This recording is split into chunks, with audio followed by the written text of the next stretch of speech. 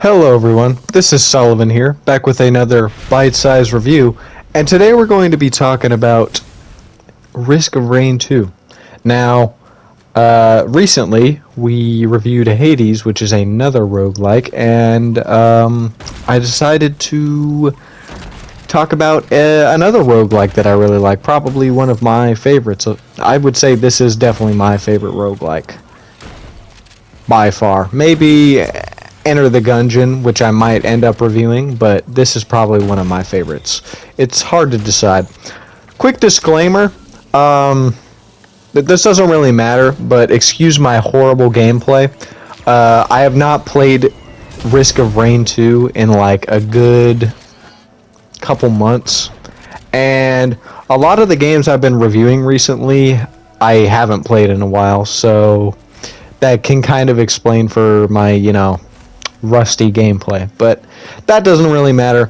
We're here for the review, so without further ado, let's get started. Risk of Rain 2 is a sequel to the popular indie game Risk of Rain, developed by Hoopo Games and developed by Gearbox Publishing. It takes the original 2D roguelike gameplay and transforms it into a fully immersive 3D experience, which is not something you normally see in the roguelike genre. Released in March 2019, it quickly gained a dedicated following due to its addictive gameplay loop, challenging difficulty, and cooperative multiplayer mode. At its core, Risk of Rain 2 is a third-person shooter with roguelike elements. Players start by selecting one of several unique characters. My personal favorite is the Engineer, each with their own abilities and playstyles. The goal is simple: survive as long as possible on somewhat procedurally generated levels. And what I mean by that is the loot and chest locations are random, but the maps are relatively the same.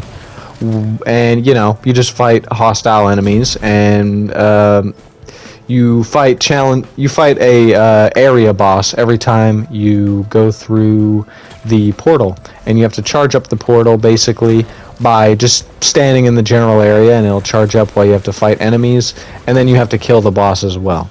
Because if you don't kill the boss, it'll just be stuck at 99% charge until you kill the boss. And when you kill the boss, you get rewarded with a new, ability or whatever. One of the game's defining features is its time mechanic. As time progresses, the difficulty increases, spawning more enemies and making survival increasingly challenging. Players must balance exploration, looting, and combat while constantly on the move to avoid being overwhelmed. Risk of Rain 2 offers both single-player and, probably the most fun part, multiplayer modes, with up to 4 players able to team up online to tackle the game's challenges together.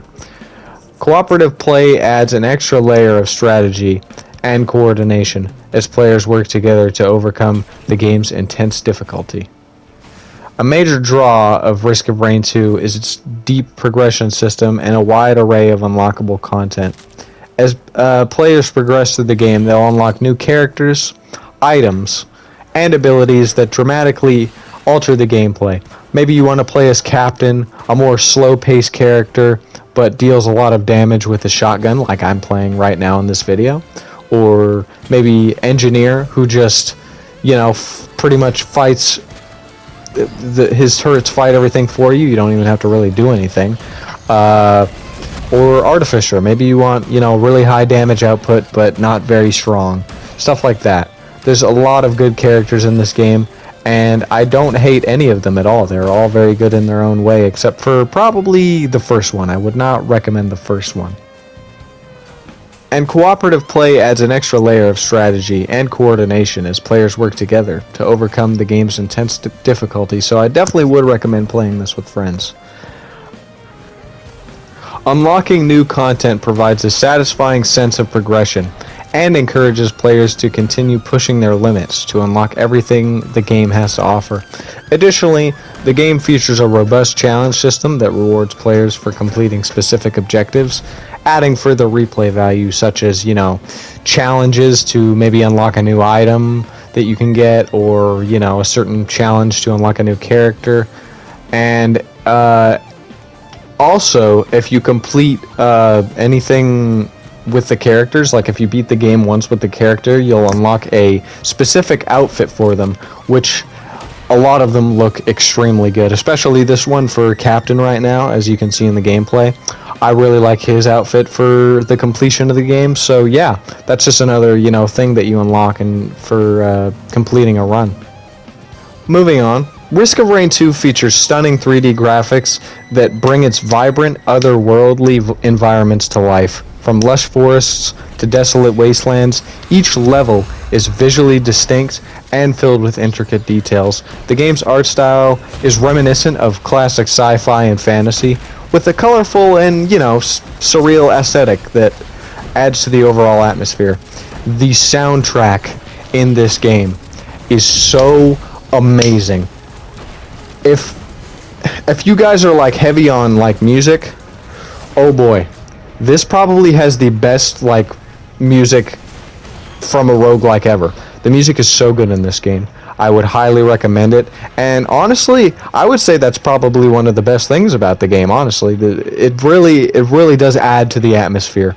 I totally love the music in this game, and I even have some of it on my playlist. So yeah, I definitely think you guys will like the music for sure, and it just really adds to the combat as well, which I really appreciate.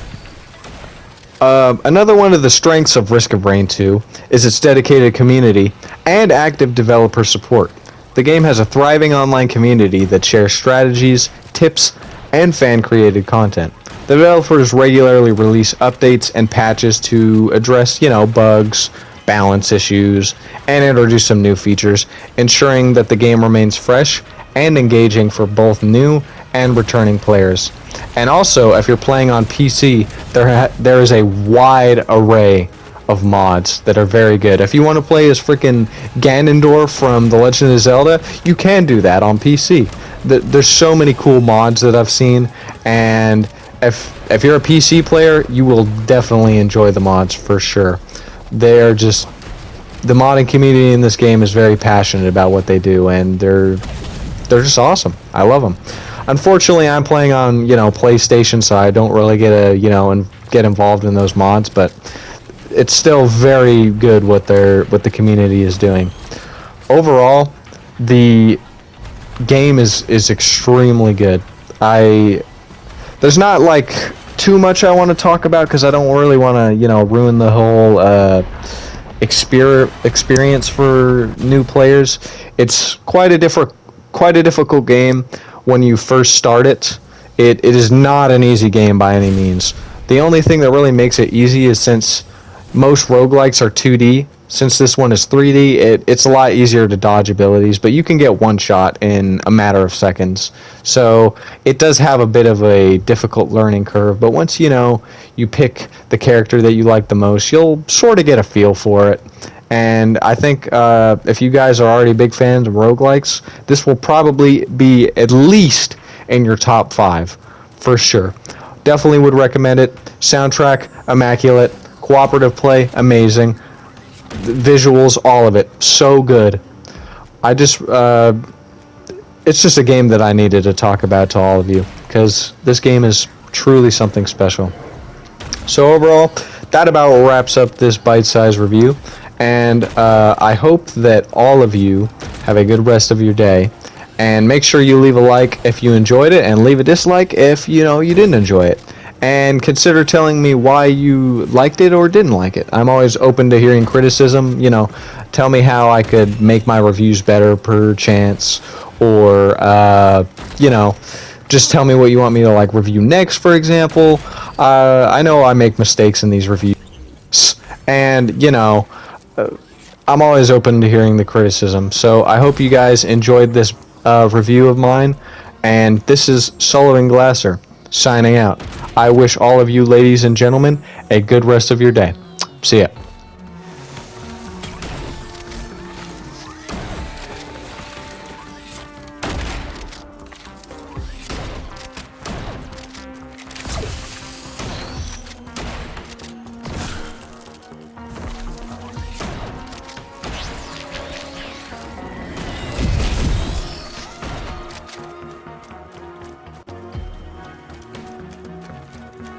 You Bye.